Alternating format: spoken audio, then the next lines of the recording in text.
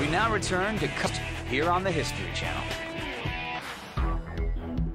Today, our team, dressed as mercenaries of the Middle Ages, practice loading and firing the medieval crossbow. The crossbowman played a pivotal role in many battles of the Middle Ages. From his position at the forefront and on the wings of the battle, his main purpose was to stop the advance of the enemy, especially cavalry. The main disadvantage of the crossbow was the slow rate of fire. Only 2 shots a minute from a really powerful weapon, but it had penetrating power and accuracy. It remained effective up to 200 yards, though the penetrating power decreased with the distance. This could be a devastating weapon. In 1314, the Mayor of London raised a force of 120 crossbowmen. The crossbows cost 41 pennies, the baldricks, the quivers 3 pennies. There were 4,000 crossbow bolts at a bargain price of 240 pennies, a helmet and collarette of iron at 61 pennies, and a hackaton, or armoured coat, at 81 pennies. But you guys, the crossbowmen, were only paid 4 pennies a day. 4 pennies? Well, what skills have you got? Oh, well, I can aim and squeeze that trigger thing. Well, exactly, anyone can do that. Now, your kit may have been expensive, but you guys were dirt cheap. In England, the crossbow had already been superseded by the longbow. This was the only which had anywhere near the range and penetration of the crossbow. But the longbow needed a high level of strength and training that only the English achieved. But in Europe, the crossbow was perceived very differently. It was used by highly well-armored mercenaries. The Genoese, in particular, were renowned for their skill and steadfastness. Mounted crossbowmen were regarded as elite troops and often formed the personal bodyguards of kings. But medieval bowmen must have had problems with these old designs, especially the windlass. One answer is to make a faster loading crossbow. The cranakin is a rack and pinion device. Inside this case is a toothed wheel, which engages on this toothed bar with a double hook on the end. The bar wound down to collect the string. It's then wound up again to pull the string back onto the nut. In this position, you ensure that the trigger is fully engaged, and then you wound down the cranakin.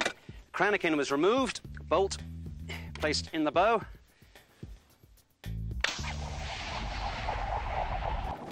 Now, the cranakin was much more manageable than the windlass, and because you didn't have to rest the bow on the ground, a mounted crossbowman could much more powerful weapon. But it remained fairly slow to load, but now there were alternatives. It's time to try a test. Here we have the windlass crossbow, cranakin crossbow. I will have a longbow. This is a short bow. We archers would need years of training.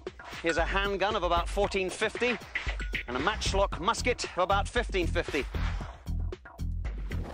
Now, the firearms are complicated to load, but relatively easy to aim and fire. We've got 3 targets. At 20 yards, where we'll see which weapons can penetrate it. Next one is at 40 yards, which we'll see which weapons can reach it and how many can penetrate it. And the final one is at 60 yards. I want you to shoot, loose, and fire as much as you can. Are you ready? Ready. The team shoots at the first target 20 yards away. All the projectiles hit the armored dummy. The guns make some nice holes, and the longbow and the crossbows are close enough to the ideal target, the face. But the arrows from the short bow just bounce off. Even at this close range, this weapon requires a well-aimed shot to an unarmored part of the body. So the short bow is eliminated. Next, the second target at 40 yards. After 3 tries, the longbow finally strikes the target. The matchlock hits with ease. Both crossbows are accurate enough to strike the target, but don't quite penetrate the heavy armor. The handgun is completely inaccurate and is eliminated. For the third target at 60 yards, my longbow should certainly be able to penetrate the armor, if I can hit it. I give arrows, but I miss, which eliminates the longbow and leaves the crossbows and the matchlock. The crossbowmen have to carefully adjust the elevation and allow for windage, which is the effect of any side wind on the bolt.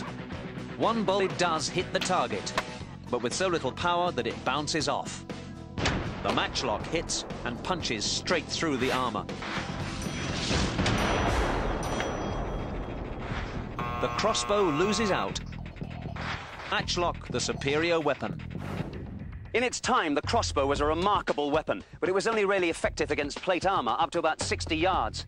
It performed just as well as the longbow in everything except the crucial rate of fire, but it required much less skill to learn how to use it. But neither of these weapons could match up to the growing power of the gun. With the introduction of firearms, the military crossbow was practically obsolete after 1550. From then on, crossbows were used mostly or target shooting by the leisured classes. Right, gentlemen. It's only in the last 50 years, with the introduction of modern high-tech materials, that the design, construction and power of the crossbow has seen revolutionary change. For you to experience the modern crossbow, we've come here to the archer's range. Take up a bow. Let's get to work. Oti Snyder, who represents Horton Crossbows, instructs the team on how to use today's state-of-the-art crossbows fitted with scopes, which help the shoots more accurately.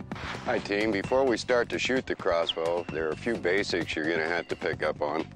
Number one, and probably the most important, is the safety. Safety's ambidextrous, left or right on the crossbow. Must be in the fire position to cock.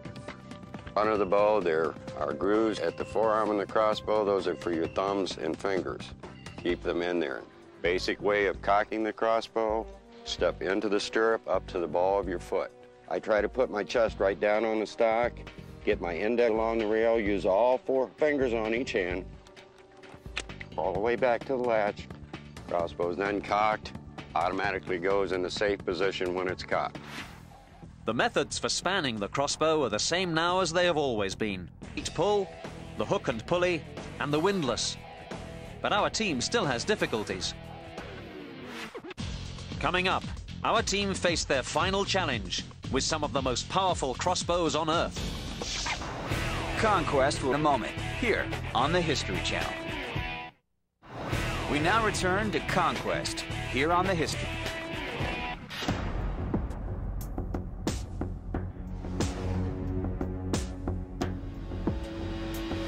Gentlemen, time for your final challenge. We've set up targets at 20, 40, and 60 yards. Between 20 and 60 yards, your arrow will drop by 6 feet. Inside your scope, you'll see a heavy horizontal line. That is zeroed in at 20 yards. Each line below that represents another 10 yards of elevation. Work it out. You're going to shoot in pairs, 2 shots at each. The 2 guys with the winders are up first. Off you go.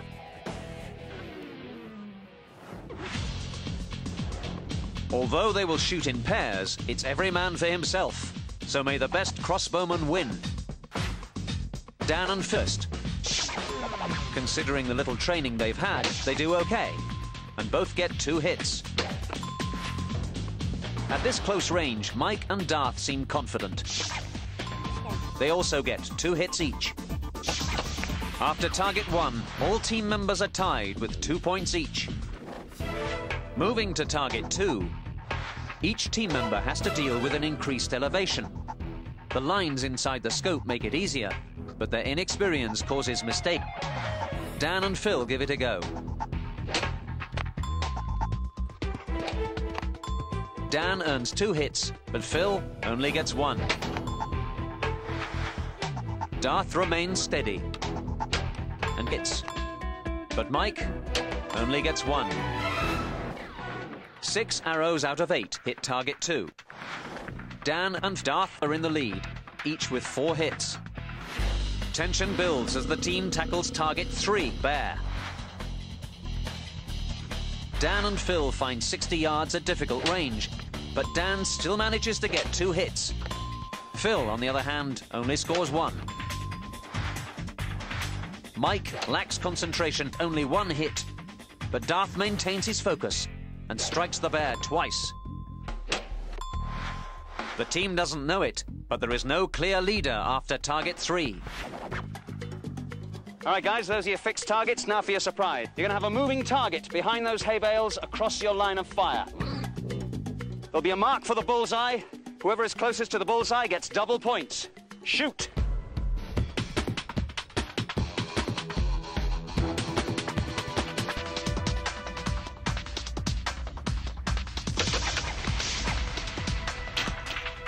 The team has finished the Conquest Challenge.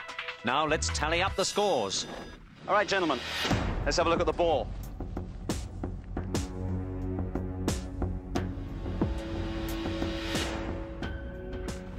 Right, this arrow is the closest, and it belongs to Dar, who wins the contest. Well done. Requiring a unique combination of human skills and mechanical artifice, the crossbow is a remarkable weapon. It's also a great modern sport, and our team have really enjoyed learning how to win with the crossbow.